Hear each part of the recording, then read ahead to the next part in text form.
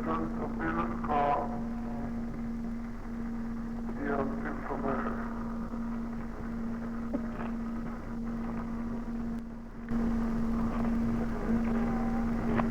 ये दूरदर्शी सहयोग परिश्रम से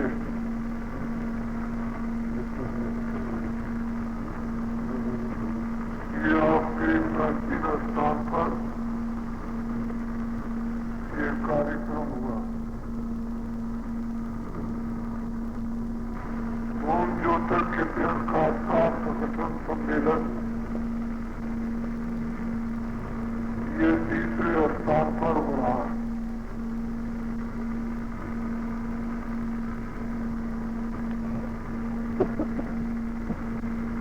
देवलखा ग्राम केसरगंज जिला बहराइच में 10 सितंबर को इसकी आधारशिला रखी। पहला कार्यक्रम ग्राम टुटियारा तहसील सटीला जिला हरदोई।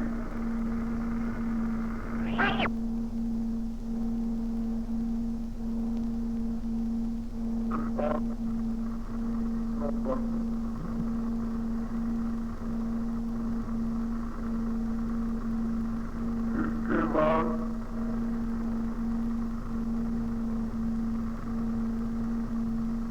28, 29, 30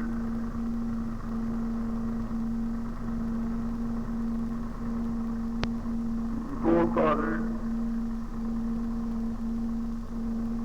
2 दिसंबर तक विशाल कार्यक्रम मथुरा में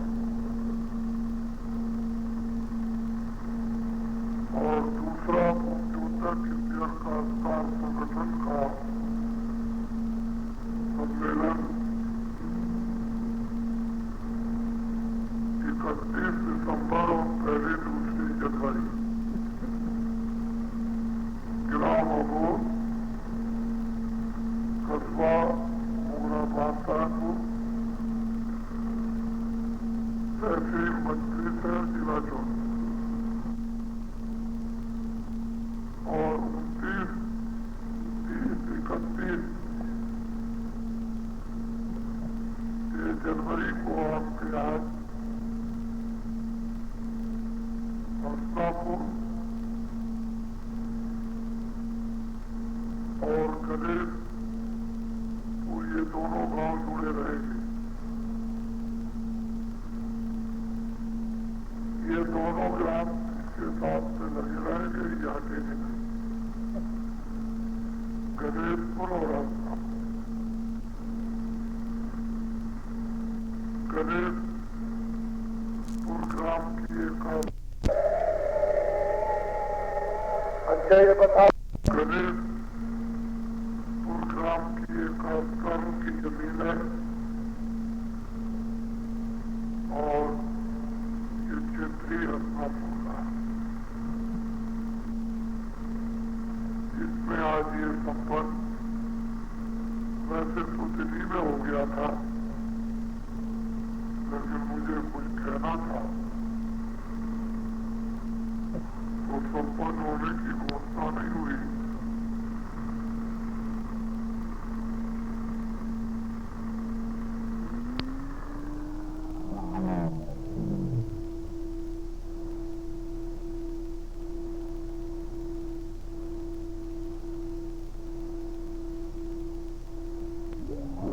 होने के नाते और महापुरुषों का इस भूमि पर इस जमीन पर पदार्पण होता है। इस भगवान ने इसी जमीन पर रहकर के योजना बनाई और उन्होंने इतना बड़ा महाभारत साथ ही साथ यज्ञों का 56 करोड़ विनाश ये सब कार्यक्रम इसी भूमि पर निर्धारित हो गए। तो ये महायोगियों की भूमि है कार्यक्रम जो मानव हितों में वो आपने अपनी आंखों से देखा। जब तक आप जीवित रहेंगे तब तक आप इस कार्यक्रम को भूलेंगे नहीं। और इस स्थान का कार्यक्रम ये ऐसी पंक्तियों में लिखा जाएगा कि इसको इतिहास याद रखेगा। ये तो तीसरा स्थान है, 7 स्थान और लिखे जाएंगे जहाँ कुंज उत्तर विद्या का संगठन का सम्मेलन होगा। 10 स्थानों का उल्लेख रहेगा। आपको ये मालूम नहीं है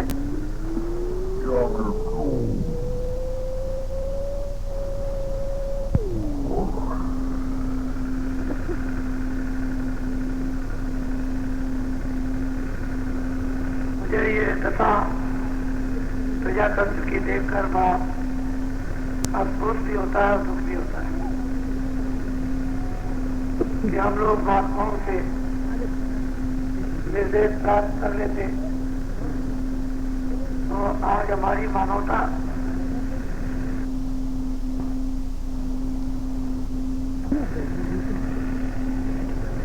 वो सही रूप में विकास भी होता और इसके उपयोग में नहीं आता। और शांति का लोग अपने अपने जीवन का छोटे से गृहस्थाश्रम में अनुभव करते हैं और लोग ये समझते कि हमारे देश के शहीदों ने जो अपना खून दिया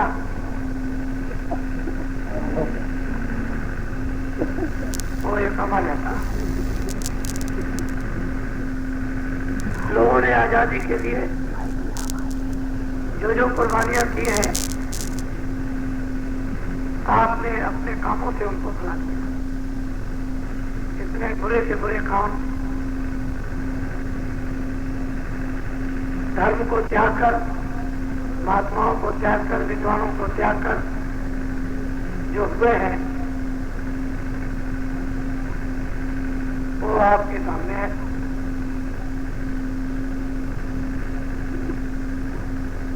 मैंने तो इस भूमि पर आकर अभी केवल एक संकेत ही आपके सामने रखा। मैं आपका पक्का सेवक हूँ, पक्का आपका मुरीद हूँ। न पहले महात्मा था न और न भविष्य। मुझे तो सेवा का आदेश मिला है, सेवा करनी है। मुझे महात्मा बनने का आदेश नहीं मिला।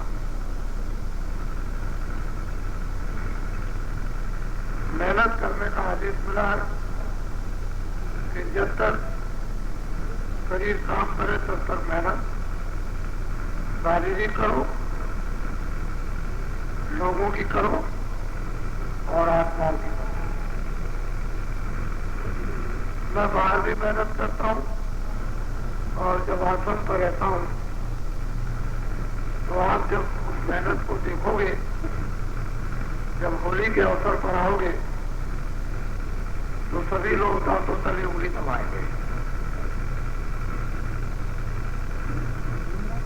मथुरा में होली और अगस्त सुदी दशमी को प्रति वर्ष भंडारा होता है। इतना आदमी जाता है, इतना किसी आश्रम में, इतना आदमी जाता है, इतना किसी आश्रम में, मथुरा वृंदावन के किसी भी आश्रम में इतना आदमी नहीं जाता। ये सब अपनी आंखों में नहीं होता।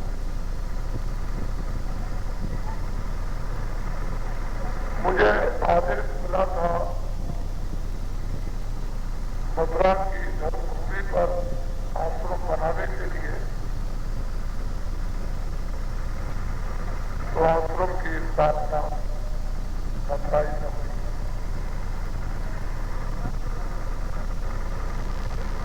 मथुरा एक धर्मस्थल है, वहाँ बड़े बड़े देवस्थान, आचार्य, विद्वान इत्यादों का इतिहास मिलता है। हम भी एक छोटी सी कुटी बनाकर और गुरु आदेश पाकर ये कार्य करने लगे।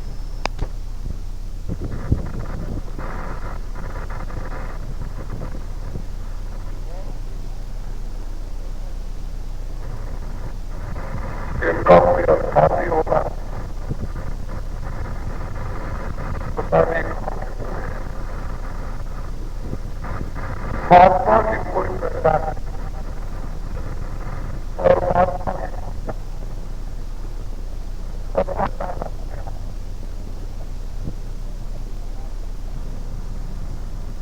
ऐसा मत समझता कि जात के धोती है,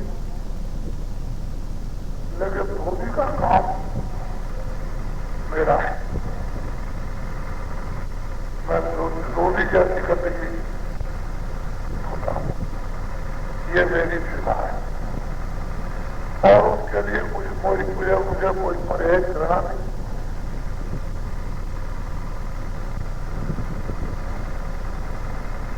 और ये सेवा सबसे उच्च होती है,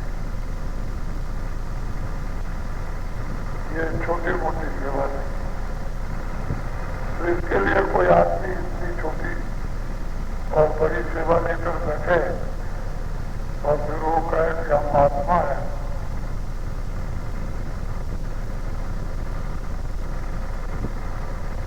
तो वो तो उनकी बात हो गई, लेकिन मैं तो महात्मा नहीं, मैं तो एक सेवक हूं।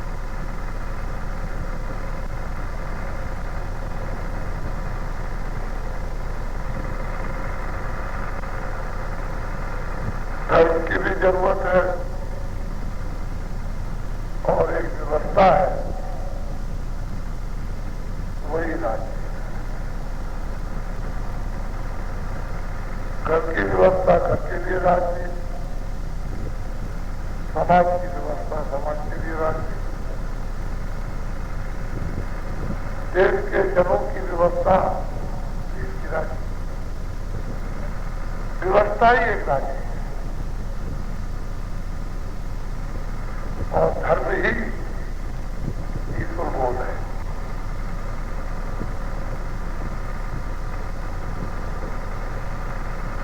हम व्यवस्था राजनीति को खो बैठेंगे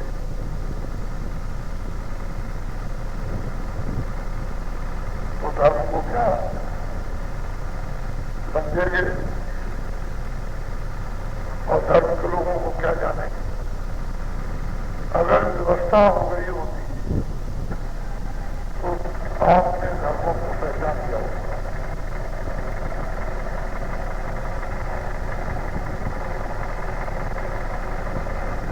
व्यवस्था जब बिगड़ जाएगी तो जितने लोग भी आएंगे वो सब के सब चिल्लाएंगे धर्म कुछ नहीं, धर्म अनाचार है, धर्म भ्रष्टाचार है और धर्म के नहीं रहना चाहिए। धर्म एक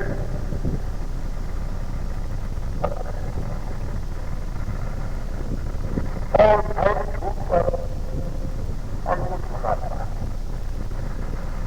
धर्म धोखे पर अंकुश लगाता, झूठ पर अंकुश लगाता, धर्म बेईमानी पर अंकुश लगाता, धर्म चोरी पर अंकुश लगाता, धर्म डकैती पर अंकुश लगाता, धर्म कत्ल पर अंकुश लगाता और धर्म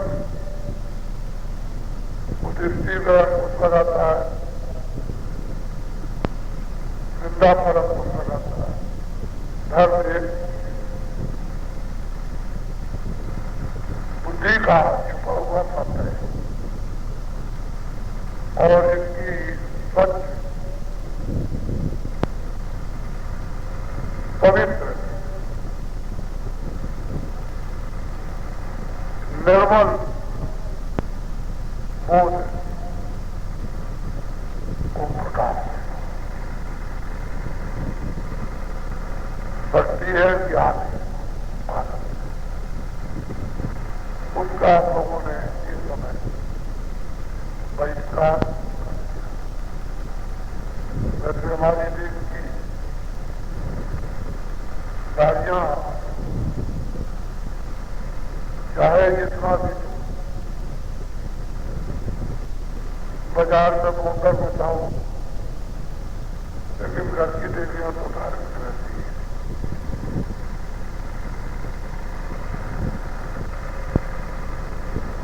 उन्हीं के कारण ये जो बच्चे पैदा होते हैं,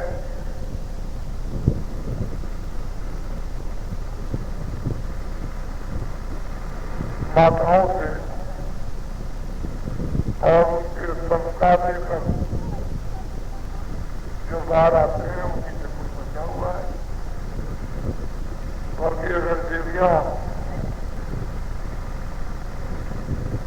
ऐसे संस्कारों में धर्म भूमि पर उपस्थिति होती तो ये भी उत्पन्न हो जाता है। जब जब हो धर्म की हानि सारे असंभाव, वो कहते हैं गीता में, जब धर्म विदायकारी लोप हो जाएगा, नष्ट हो जाएगा, खत्म हो जाएगा, लोग को बचेंगे तो दास शक्तियों का अवश्य ही आना होता है। और उन्हीं को योगी योगेश्वर दो प्रकार की शक्तियां आती है। एक हमारी शक्तियां जो काम लेकर आती है, एक सत्बोध होता है। सत्बोध सबसे सर्वोपरि, वो सब चीजों के राज को जानते हैं। संतों के राज को तो लोग नहीं जानते। एक तो सारी शक्ति और दूसरी एक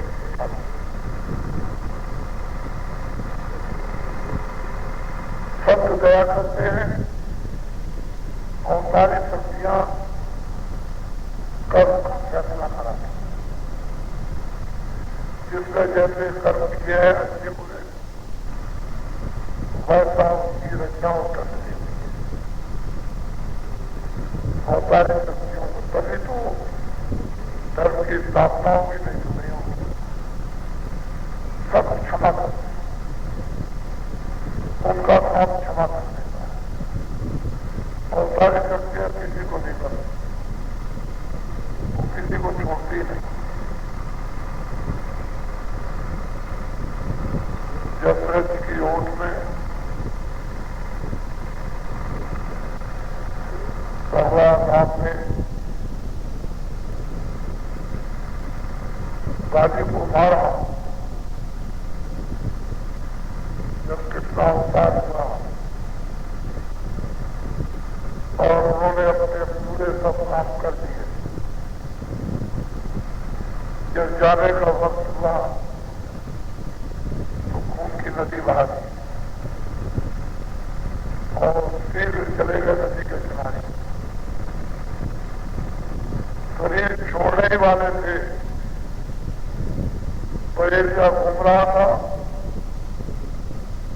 उनके पैर में पदम था, चमक रहा था। पैर ने सोचा हिरन पानी पी रहा, सारा मार के सिर छोड़ दिया और ठीक उसी पदम में सिर लगा। जब वो दौड़ के आया, देखा वो हिरन नहीं है, कृष्ण भगवान काम से बड़ा प्यार है, वो पाप हो गया। उन्होंने उसी समय कहा कि तुमने कोई पाप नहीं किया है, अपना बदला नहीं। पहले दृश्य की ओट में खड़े होकर के तुमको मारा था, तुम बाली थे, कितना अवतार में तुम ये हुए और मैं ये हुआ, तुमने अपना बदला नहीं। जब ऐसी शक्तियों से बदला उनको भी छुपाना पड़ता है।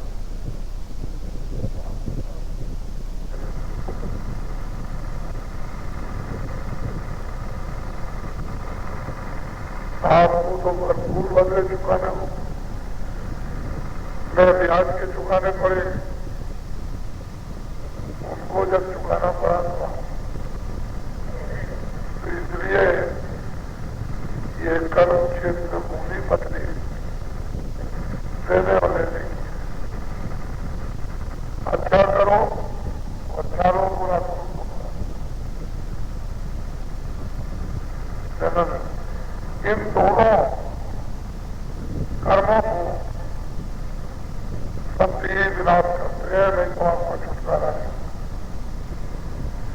वो सूफी वतन कर देते हैं और असूफी उनके पास ऐसी अग्नि होती है कि न शुभ रहने देंगे न।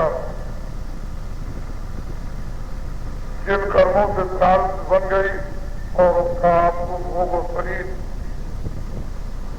और अवधि मिली है, उसका अगर विनाश कर दे तो छोड़ोगे, शरीर खत्म हो जाए। लेकिन क्रियावान जो कर्म होते हैं उनका विनाश कर दे। उसी जगह पर, उसी सिर पर एक ऐसी चीज रख देते हैं जिसको घोटो, और वो है विजय। आगे कोई कर्म बनने नहीं देंगे, प्रारब्ध का मौत पर समाप्त होगा, और जब भजन कराएंगे तो चढ़ाई में संचित कर्मों का उनका भी भंडार जमा देंगे। ये जीव प्रारब्ध कर्मों को समाप्त करेगा, क्रियावान कर्म रहेंगे नहीं, और संचित कर्म चढ़ाई में दाह हो जाएगा। तब ये छुटकारा पाता है, तब अमर लोक में, तब ये सब देश में, सब लोग में, सब लोग जो तमाम ब्रह्मांडों की पिता, जो महाकाल के भी हैं, जो ब्रह्म के भी हैं, जो पार ब्रह्म के भी हैं, ईश्वर के भी हैं, जो देवी और देवताओं के सारी समुची आत्माओं के जो पिता है, वो न यहाँ कभी आते हैं और न कभी आएंगे। उन्होंने तो अपने पुत्रों को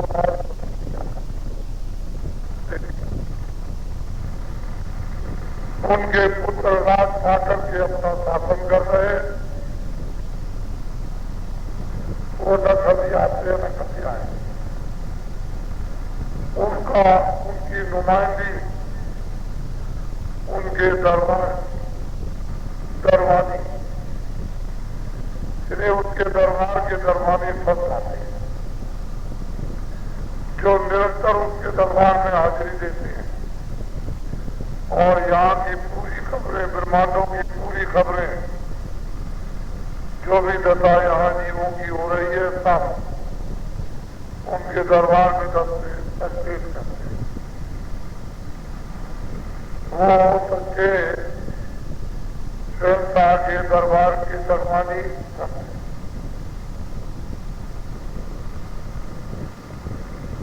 और बाकी ऋषि मुनि योगी योगेश्वर ये नीचे से आते हैं, और उसी वक्त आते हैं जब कोई खास विशेष काम करना होता है। जब तक वो संत रहेंगे सामने, तब तक वो कोई काम नहीं कर सकते। जब संत चुप हो जाएंगे तभी काम करने का अवसर मिलेगा। संत संकल्प के सामने कोई टिक नहीं सकता। इसलिए आपको संयमन होने आप को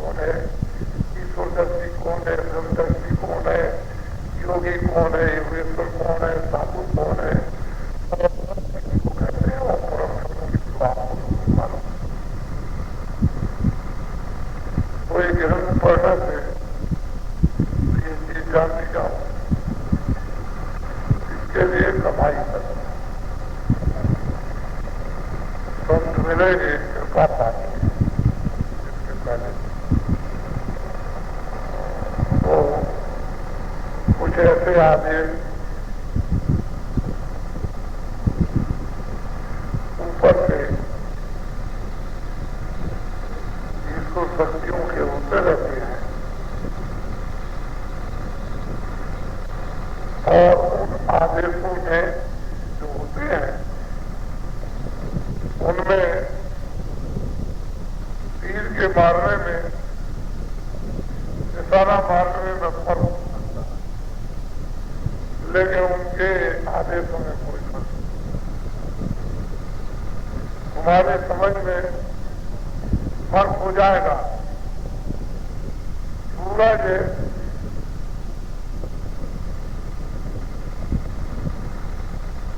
पूरब में निकलता हो, पूरब से बंद कर दे, पश्चिम में निकलने लगे, हो सकता, लेकिन आपको भी बचेगा।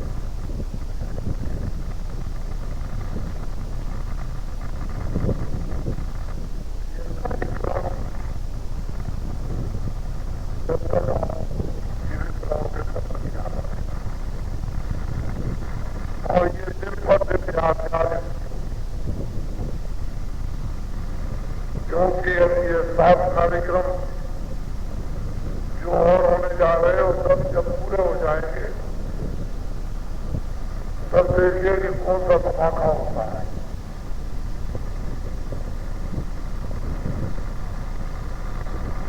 और ये वैचारिक जनहितों की क्रांति का और आप हित क्रांति का दूर है। इसे कोई तो रुपया पैसा नहीं रोक सकता, ये रोकने वाली है।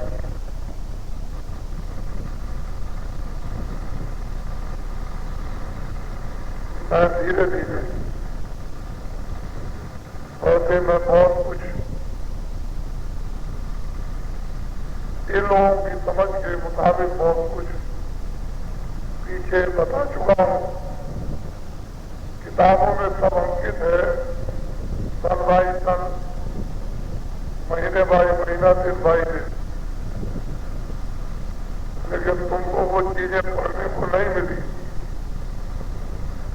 इसलिए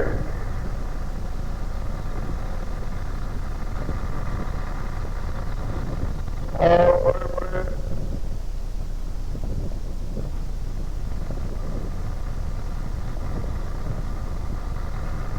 भविष्यवक्ता जो एक अनुमान करते हैं कि आगे क्या होगा, एक अनुमान करते हैं कि पीछे क्या हुआ और वर्तमान में क्या हो रहा, वो भी भारत होने के लिए कुछ कहने लगे,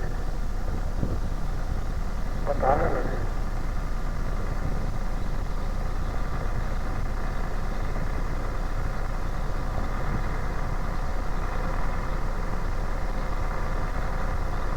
मुसलमानों को भी चाहिए, हिंदुओं, सिखों, ईसाइयों को चाहिए कि जब कोई आपके मोहल्ले गांव में घटना हो, कोई आदमी ये कहे कि हिंदू मारा गया, कोई आदमी कहे मुसलमान मारा गया, तो एक अपना दिमाग खराब नहीं करता।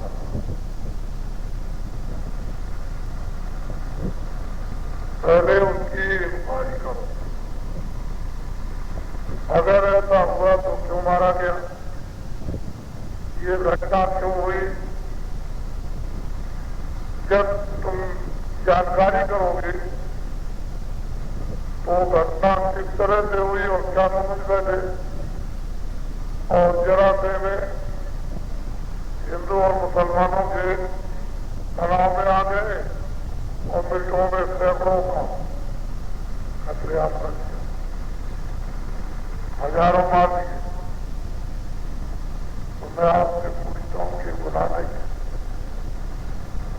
ये अपराध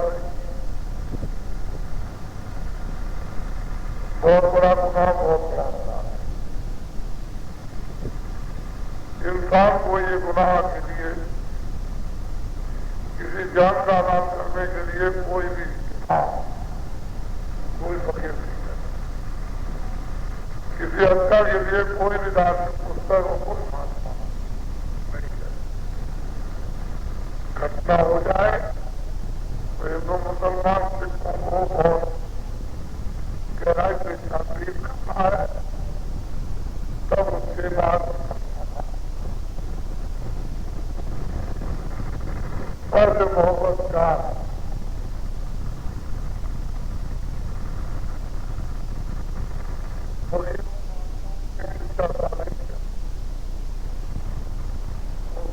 करेंगे, करेंगे, मुफ्त में बात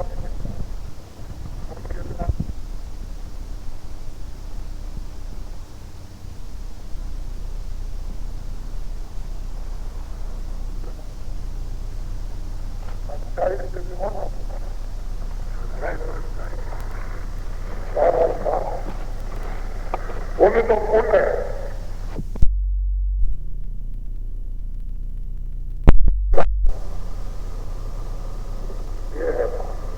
तो ये जितने भी काम हो रहे हैं हिंदू मुसलमान से ईसाई लड़ाने के, ये सब हिंदू मुसलमान से ईसाई ये आपस में इनके पास समय नहीं है कि लड़े, लेकिन वैलेंस, वोट का वैलेंस और वोट प्राप्त करना और कुर्सी को बरकरार रखना और कुर्सी से चिपके रहना, अरे भाई ऐसे चिपके रहो कि उसी के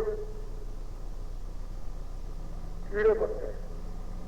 और वो आपने देखा नहीं, कुर्सी में लकड़ी में घुन हो जाता है तो छोड़ता नहीं, ऐसे चिपक गए हो। एक है उपदेश हो रहा था विद्वानों का, एक आदमी ने कहा कि अरे भाई मैं भी आपके मंच पर आया हूं, मुझे 2 मिनट बोलने दीजिए, मेरी दिली तमन्ना है। तो लोगों ने कहा बोलने दीजिए, क्या बात है, इसके भी अरमान रह जाएंगे। मैं भी वही बगल में पास में नीचे बैठा था, तो मैंने भी कहा है भाई क्यों रोकते हो 2 मिनट के लिए, तो कहता है। तो बहुत लोग थे, वो बोलने लगा, 2 मिनट हो गए, 4 मिनट हो गए, 10 मिनट हो गए, 15 मिनट, आप वो लाभ इंस्टीट्यूशन छोड़े ही नहीं। लोगों ने कहा अरे भाई बस आपका हो गया, क्या जाओ जी। तो वो बोलने लगा, तुम लोगों ने पकड़ा, तब भी वो लाउड स्पीकर न छोड़ा, सब पकड़ा, किसी ने हाथ, किसी ने टांग। तो वो क्या कहता है, सुनिए उस बात को। उसने कहा कि जाओ, ये तुम्हारी क्या सभा है, ये तुम्हारी कुछ भी सभा नहीं है, मैं बड़ी बड़ी सभाओं से निकल आ गया, ये तुम्हारी कुछ भी नहीं। मेरी देखिए बड़ी बड़ी सभाओं से मैं इसी तरह से निकाला गया, ये तुम्हारी सभा कुछ नहीं।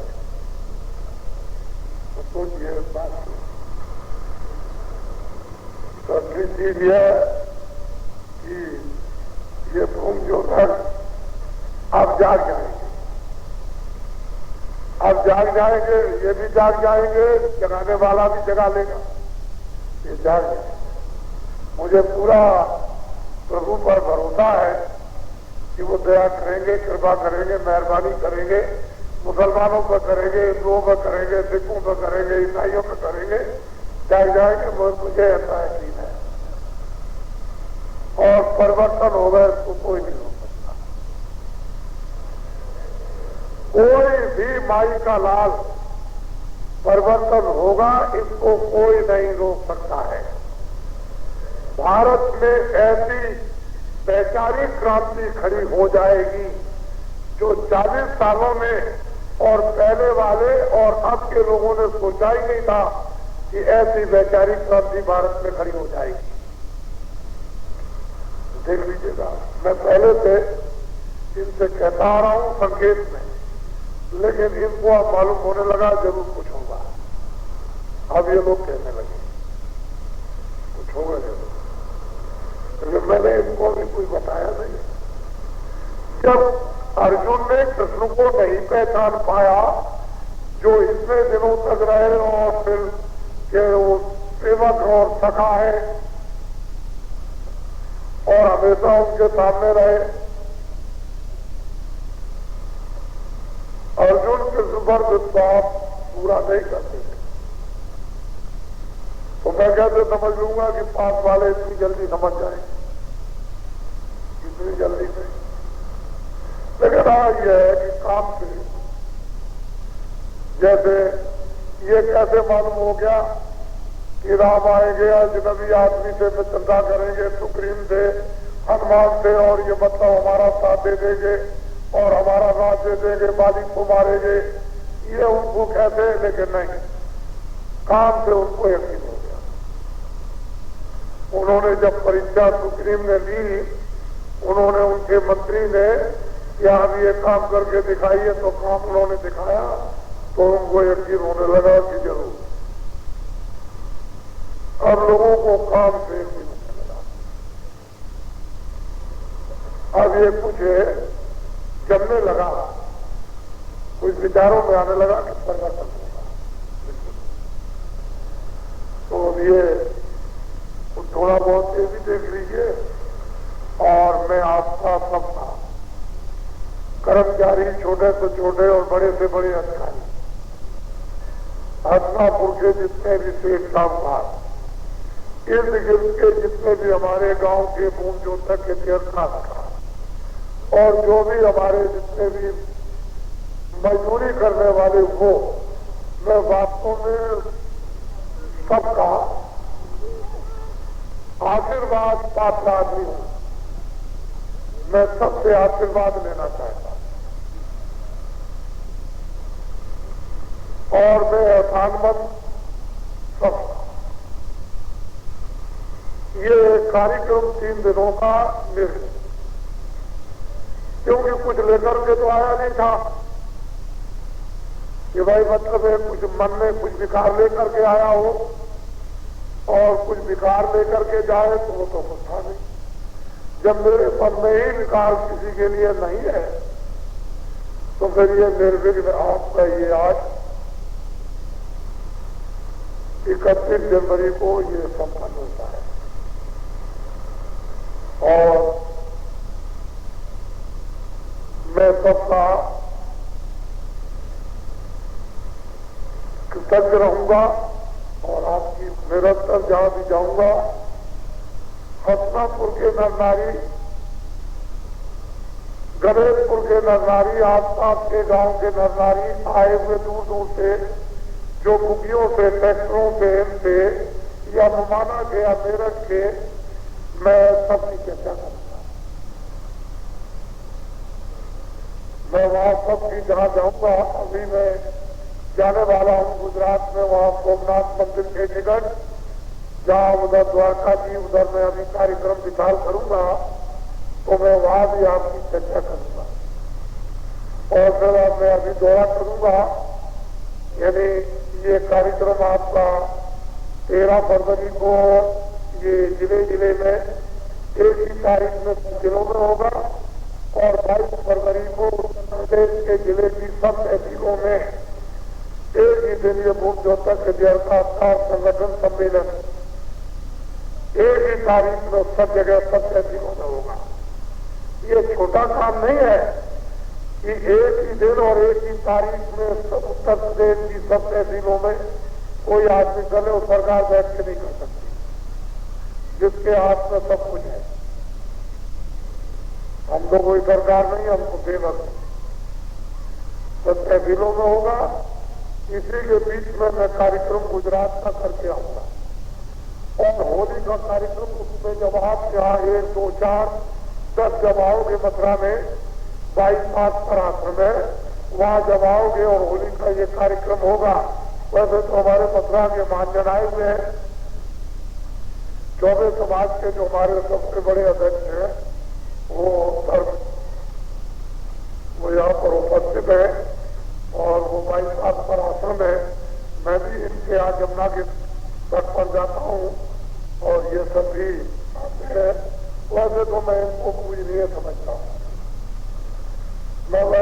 आदत तो नहीं कर सकता हूं, लेकिन कोशिश करता हूं कि इनका आदर करूं, क्योंकि मैं तो सेवक हूं। और ये धर्म की आवाज जोर की लगाते हैं, अगर ये लोग स्थानों से हट जाए चीजों से तो सब खत्म हो गया। फिर तो वहां पर वही वो बदबू की और वो खून की बदबू नदी बहे। तो थोड़ा बहुत जोर से चिल्लाते रहते हैं तो कुछ थोड़ा बहुत मतलब ये कानों में संकेत पड़ता है, वो भी यहाँ पर उपस्थित है।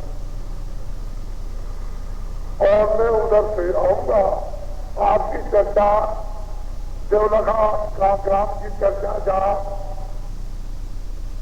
भूमज्योतक इतिहासकार आधारशिला शिलान्यास रखी गई वो, और जो ये 3 कार्यक्रम टुटियाला में, अबोध में और ये हस्तापुर यानी गणेशपुर में जो ये भूमि पर हुआ, इसकी चर्चा में और जगह। और जैसे ही होली का कार्यक्रम होगा, मैं अभी उड़ीसा में यानी दौरा करने अभी जा रहा हूं। एक विशाल दौरा करूंगा, वहां की जनता मुझे बहुत चाहिए। मैंने काफले में 7 जगहों का दौरा किया है, और जो जनता ने अपना भाव और भाव और प्रेम और प्यार का प्रदर्शन किया, वो एक मतलब ये अद्वितीय सराहनीय है। वो बराबर निरंतर आवाज लगा रहे चिट्ठियों के द्वारा बैठते कि जल्दी आइए, देर मत कीजिए। तो मैं वहां जाऊंगा और वहां भी आपकी चर्चा करूंगा। वो तो जो काफला संपन्न हुआ उसमें तो कुछ लोग तो थे ही 14 प्रांतों में, सब जगह के लोग, उन्होंने तो देखा ही है, लेकिन सब जगह के लोग एक जगह नहीं पहुंच सकते। तो मैं ये चर्चा करूंगा आपके प्रेम की, आपकी मेहनत की, आपके सद्भाव की, आपकी श्रद्धा की। हमारी देवियां कैसे आई थी, बुकियों में बैठकर कैसे बैठी, कैसे सुना, ये मैं सब चर्चा करूंगा। फिर कैसे गई, क्या कैसे गई, क्या कैसे आई, क्या मांगती रही, मुझको कुछ दे दीजिए, ये सब चर्चा होगी विविध बात। और इतिहास इतना बढ़ रहा है, ये मत समझिए कि इतिहास पर निदान लिखा जा रहा। कोई गीता और रामायण कोई और भागवत एक दिन में तो बन नहीं गई कि कोई आदमी एक दिन में आज यहाँ कुछ काम हुआ और कल वहां हुआ, आज पांडव यहाँ गए, कौरव वहां गए, कृष्ण वहां गए, पेशाब की या चक्की की या रात को सोए या पहाड़ पे चढ़ गए, पेड़ पे चढ़ गए, कोई एक दिन का तो इतिहास था नहीं। सब जगह का कलम करके फिर वो पौधा बन गया। यही राम का था, यही कृष्ण का था, ये भक्तों का था, यही शहीदों का था, सब का ही। तो मैं आपका बड़ा सीढ़ी रहूंगा और आपकी याद करता रहूंगा। ये जरूर है कि जैसे मैं आपको याद करूं वैसे आप मुझे भी याद करते रहिएगा। तो मेरी आपकी याद में वो मिल जाएगा, वो मिल जाएगा। मैं आपको याद करूंगा, मुझे आप याद करेंगे, वो मिलेगा। मैं भी उसका हूं और आप भी उसके हो। ठीक है, अगर आप भूले हुए हो तो मतलब जो जिसकी भूल मिट गई वो तो बता रहा। और यही जब गोपाओं को छोड़ करके चले गए थे तो गोपा रोने लगी। जब जाने लगे कृष्ण भगवान तो उन्होंने कहा देखो गोपा रो मत, शरीर से तो मैं द्वारका जा रहा हूं, चर्म आंखों से तो मैं द्वारका जा रहा हूं और सिर्फ आंख से मैं तुम्हारे साथ। ये कहा था। तो उन्होंने कहा ऐसे हमें विश्वास नहीं होगा। तो उन्होंने कहा सब अपनी आंख बंद करो। सबने आंखें गोपाओं ने बंद की और कहा इस तरह से तुम देखो।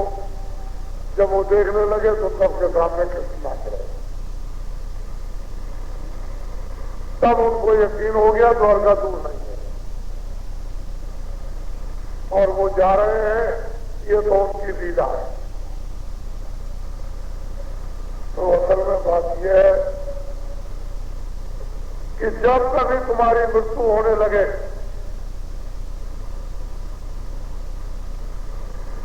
तो दवा कर लो, इंजेक्शन लगवा लो, ठीक है, लेकिन जब बेहोशी आने लगे, बेहोश हो जाओ, तो दवा बंद कर दो।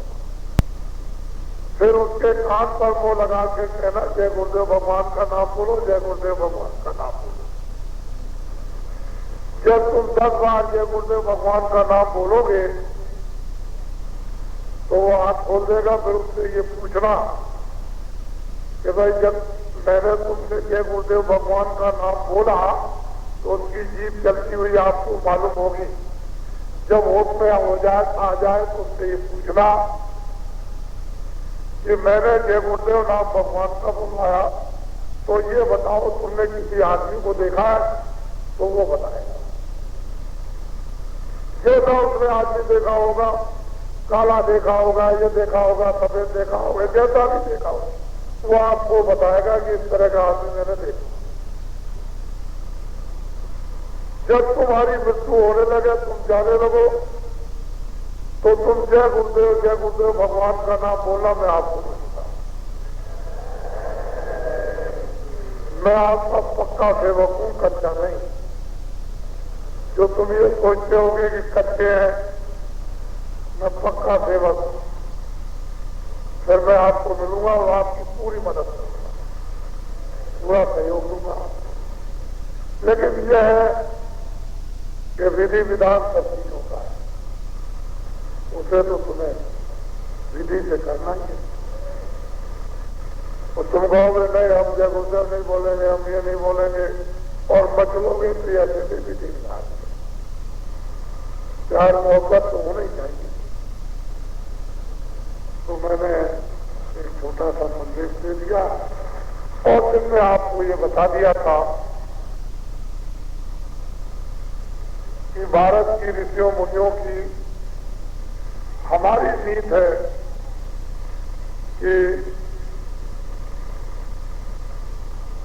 पति अपनी स्त्री से अपना राज कभी नहीं छुपा।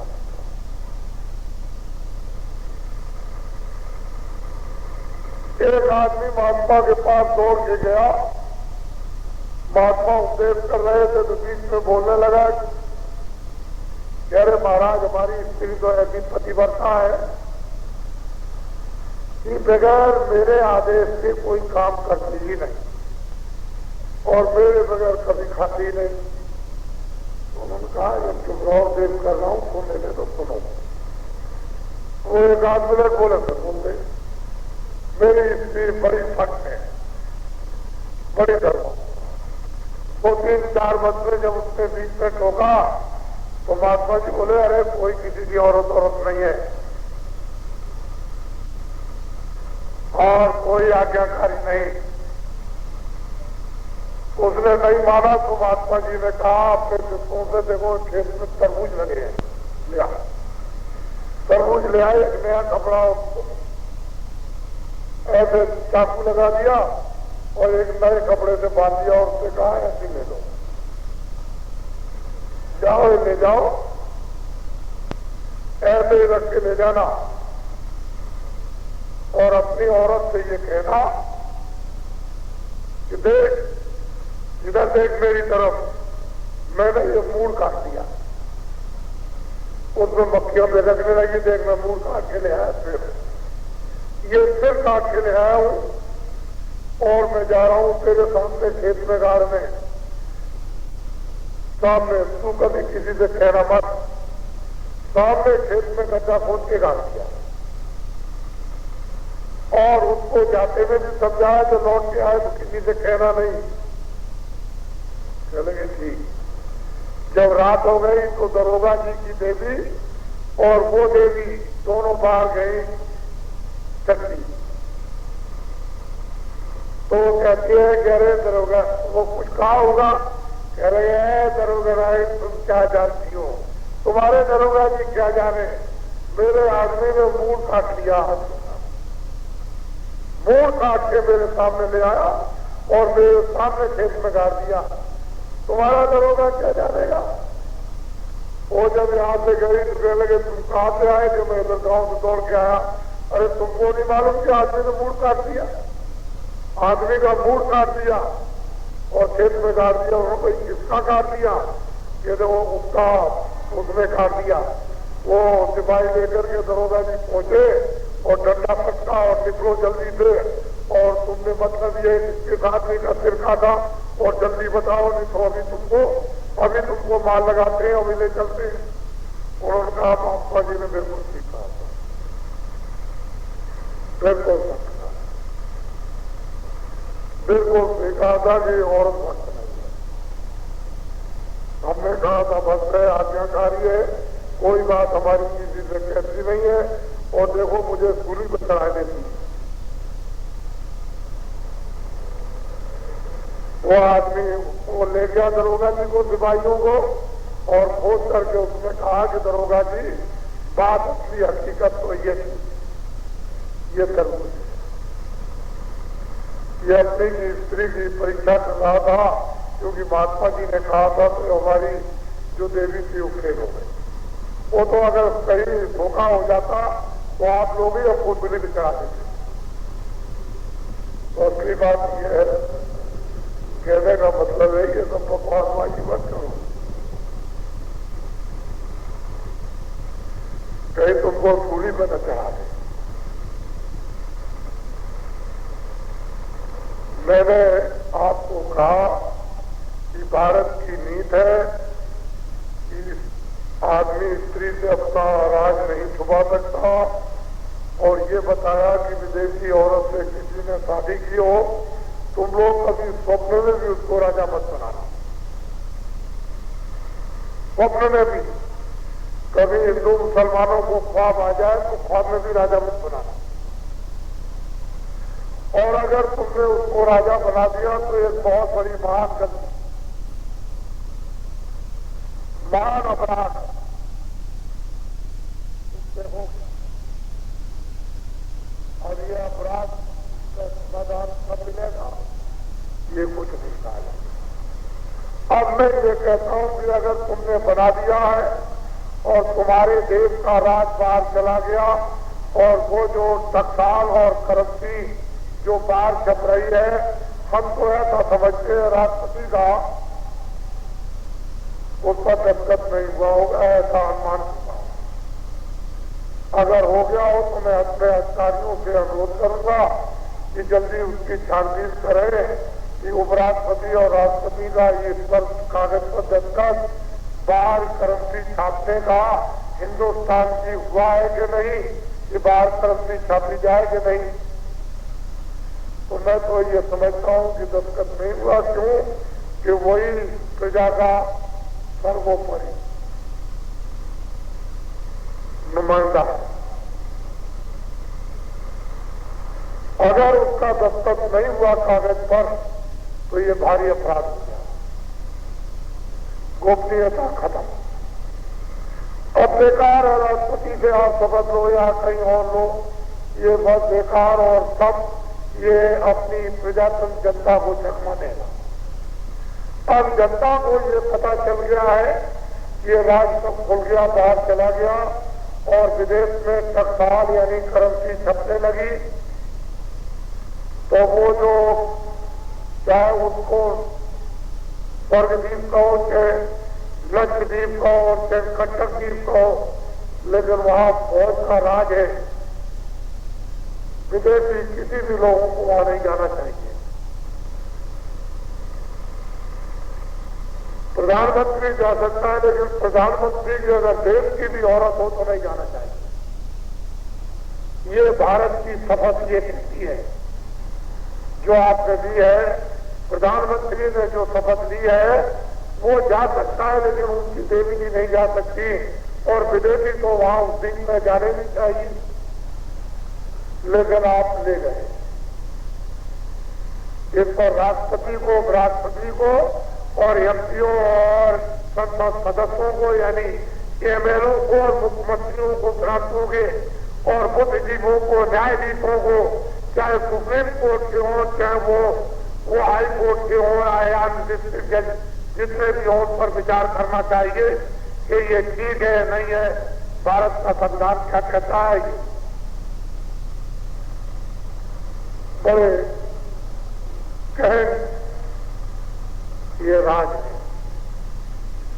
और ये सब घटनाएं हो गई हैं, तो अब आपका काम है भूमि तक शेयर काटकार जो 1 अरब और 60 करोड़ है, उसमें से यानी कर्मचारी अधिकारी अगर ये मान लिया जाए कि काश्तकारों के बच्चे नहीं है, मजदूर नहीं थे, साहूकार तो 40 करोड़ वो हो गए, और उसके बाद में 1 अरब 60 करोड़ ये होगा जो आजादी होगा। अब इनको ये चाहिए कि अभी चाहे अभी चुनाव हो जाए, चाहे आप 1 साल में हो जाए, चाहे 6 महीने में, चाहे 2 साल में हो जाए, आपकी बात आप लोग जिसने ये राज खोल दिया और विदेशों में क्रंति छपवाई गई और छप रही है। आप विदेशी औरत से जिसने शादी की उसको अब की बार तत्काल उसको राज से हटा दीजिए। ये बाबा जी की सब देश के बुद्धिजीवियों से और देश के 1 अरब 60 करोड़ इन क्षत्रिय यानी भूमि जोतकों से बाबा जी की अपील है। अगर आपने अपना कदम आगे और बढ़ाया तो आप इस बात को सुन ले, वो सूखा, वो अकाल और भुखमरी और वो महंगाई और टैक्सों की बढ़ोतरी और कतलेआम हिंदू और मुसलमान का लड़ना वो होगा, फिर बाबा जी को आप दोष नहीं देंगे। क्या आप अगर कह देते तो हम सतर्क हो जाते। इसलिए ये वोट जो मतदान है ये सर्वोपरि दान है। सोना चांदी हीरे जवाहरात राजपाट बुद्धिदान के बराबर कुछ नहीं है। और ये वोट, इस वोट की अगर मतदान की बुद्धि इसकी ये तलवार बना लो, आपकी बात मतदान की तलवार वोट की इसको आप बिल्कुल तैयार करो आपकी बात और बाबा जी की अपील को स्वीकार कर लो। और अब की बात मतदान की से वोट की तलवार से अब की बार काफिरों को सफाया करो, ताकि हिंदुस्तान में तुम्हारा अजर और अमर भूमि जोतकों का नाम अजर और अमर हो जाए कि भूमि जोतक 1 अरब 60 करोड़ ये देश में वो प्रजातंत्र में परिवर्तन कर सकते हैं। और जिसके बाद में जब ये परिवर्तन हो जाए तो फिर ये सब व्यवस्थाएं तुम्हारे सामने, तुमको दिल्ली की सत्ता कबूल कर दी जाए। वो फिर इसके बाद सब काम हो जाएंगे जल्दी जल्दी में। तुमसे ज्यादा हमको जल्दी, हमसे ज्यादा लगोटीबाजों को जल्दी, क्योंकि ये सब नहीं करना चाहते। ये जबरदस्ती इनको घसीटा गया कि और कोई नहीं है तो तुम्हें थोड़ा सा सहयोग दे दो। तो ये नहीं, ये तो कहते हैं मैं तो कुछ मर जाए, कुछ हो जाए, 1 वक्त मिले आदि मिले, लेकिन भजन कर लेने दीजिए। ये तो ये सिद्धांत है। लेकिन मैं ये कहता हूं कि भजन भी तुम्हारा कीर्ति का नाम का तभी सार्थक होगा जब आप आप लोगों के सिर पर ताज रखा जाएगा। अब ये क्षत्रियों का करो जो तुम बदलाव होगा उसमें शांति को दे और फिर से एक नया इतिहास का विकसित हो जाए।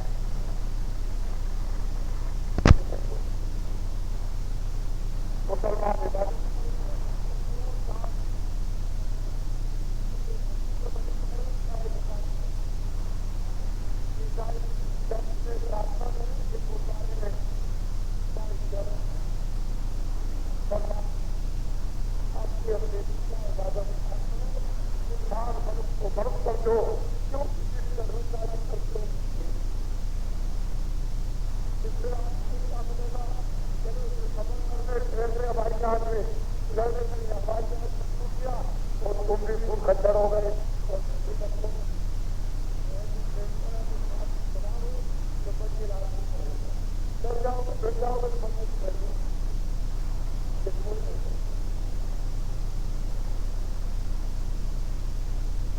बोलो जय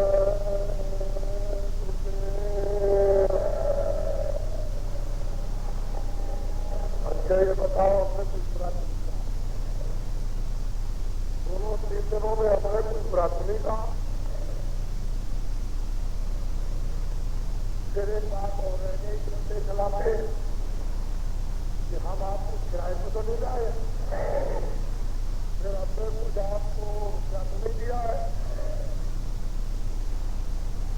ये जो उत्तर प्रदेश में जो घोषणा की गई है, उसको मैं अपनी बात को कुछ कहता नहीं, अपने मन से कोई करने वाली बात तो नहीं, उसको आप सब अखबार रखते। रेडियो की तस्वीर है कि हमें सूखा अकाल का 5 अरब रुपया बांट दिया गया गरीबों को, तो सूखा अकाल का कुछ रुपया आपको मिला है। तो मैं अभी मैं गया था तो मैंने पूछा था, तो उन्होंने इंकार कर दिया गुजरात में और देंगे, और अभी मैं फिर दौड़ के दोबारा फिर पूछे देता। तो फिर मतलब ये है, जब आप जानो, मैंने तो पूछ लिया तो ये एक दिन हो गया कि आप कहते हो नहीं मिला, अब मैं आपकी तरफ से दरख्वास्त दे दूंगा कि खजाने से निकल गया, और ये कहते हमको नहीं मिला, और आप के दरबार में दरख्वास्त आपकी तरफ से दे दूंगा। बोलो जय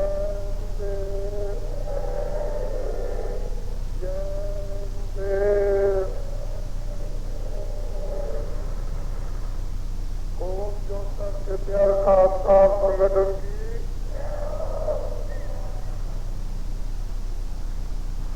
ओम ज्योता संगठन की ओम ज्योता संगठन की बस एक ही काम आपको करना है। ये 6 साल बाद आप मत घबराओ, चाहे जितने टैक्स लग जाने दो, तो कोई भी किसी तरह की हड़ताल न, कोई बाजार बंदी का आप आदेश नहीं, लग जाने दो। तुम्हारा बाबा जी की आपसे अपील है कि आप ओम ज्योता के अधिकारों को सहयोग दे दो।